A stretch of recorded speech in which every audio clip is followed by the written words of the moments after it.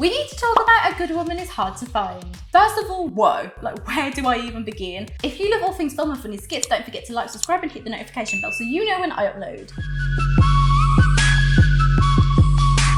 A Good Woman is Hard to Find is a gangster thriller directed by Abner Pastoll from a script written by Ronan Blaney. The film focuses on a recently widowed young mother who will go to all lengths to protect her kids as she seeks the truth behind her husband's murder. I hate when people say this, but this film actually took me on an emotional roller coaster. The film is a spiral of bad events that Sarah somehow always finds herself involved with, and let's just say she doesn't always handle them the best way. It starts with us being introduced to the protagonist Sarah, who's covered in blood washing it off. The camera focuses in on Sarah's cross necklace, which hints that she's religious. You're instantly put on the edge of your seat as she doesn't look like the type of person to murder someone. I suppose people can surprise you. Sarah, played by Sarah Bolger. We're introduced to the protagonist Sarah looking tired and struggling with two young kids in a supermarket. Sarah is shown as vulnerable in the beginning, as she's a single parent with not enough money, struggling to get by, and she just wants the police to look into the murder of her husband. She doesn't even talk back to her mom when she's rude to her in front of her own kids, so you really sympathise with Sarah. As even though she's in denial that her dead husband used to be a drug dealer, you know she's innocent. Leo Miller, played by Edward Hogg. Leo is the antagonist, and the way the camera pans around to reveal his identity, it's so powerful, then you hear his voice. I always think that villains sound scarier when they have gentle voices, but Leo's voice is just high-pitched. I literally can't take him seriously. Even when he's talking about chopping up Tito's body, I just don't believe him. Minus the voice, Edward gave a great performance as Leo. Also, Leo has some really weird obsession with grammar, and he gets really angry when people get it wrong. I feel like he's based on some angry, evil English teacher.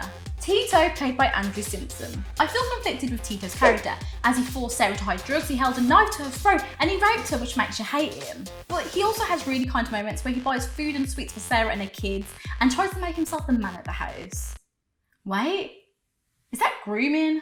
We're introduced to Tito as a criminal trying to steal a car. I was so stressed when this was happening. I was pretty sure someone was going to see him trying to steal the car. Even though Tito finding the car to steal was pure luck, he must be a little bit intelligent, because when he crashed into the drug dealers, he literally did the perfect drift, and that's so hard to pull off. It could have gone so wrong, and this was all for some drugs. The camera work is really nice when Tito and Sarah cross paths, as we're following Sarah and the family walking back, and Tito runs past in the background after just stealing the drugs. Their paths finally cross when Tito bursts through Sarah's door, forcing Sarah to take him in so he can hide from the drug dealers.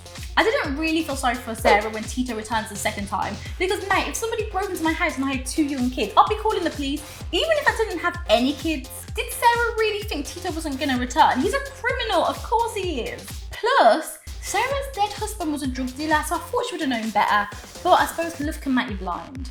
I feel so sorry for Sarah's son Ben, played by Rudy Doherty, as he witnessed his father get murdered in front of him and he became mute due to the trauma. He then finds and consumes Tito's drugs, as Sarah found them when she was drunk and didn't put them back properly. Then he's then confronted with the man who actually murdered his father, trying to kill his own mother.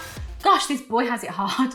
Meanwhile, his sister Lucy is just repeating naughty words. Things then took a turn for the worse when Tito tried to rape Sarah after finding out that Ben consumed some of his drugs by accident. But what I didn't expect was Sarah to stab him in the eye with a dildo when he was trying to rape her, but good on her. Then, Sarah stabbed Tito twice in the chest with a knife when he was trying to strangle her. We see Sarah come to terms with what she's done and the fact that Tito's really dead, and you feel really sorry for her, as it was self-defense. I was so stressed for Sarah when the police knock on the door due to a noise complaint, and Tito is next door in her room, dead! I was like, oh my days, can this actually get any worse? Part of me was like, she needs to tell the police, it was self-defense. Then the other part of me was like, but she stabbed him twice. That looks pretty suspicious. When the police walk into Sarah's house, they say that she's been drinking, it's messy, and the window in the door has been broken, so I was pretty sure they were going to look around, as it looked so suspicious. Can we just talk about when Sarah was getting rid of Tito's body parts? She literally just put them in different bins in the area. I don't know how she properly get rid of body parts, but I'm pretty sure this isn't the way. And she wasn't even wearing gloves, like, hello, DNA.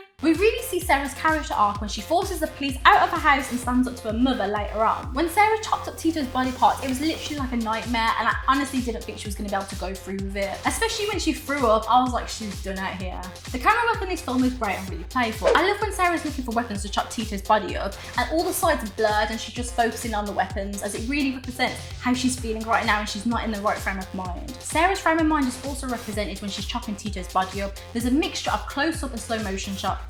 What actually are the chances that Leo walks out of the lift in a hospital to hear Sarah's daughter Lucy repeating the name Tito, and then he puts two and two together?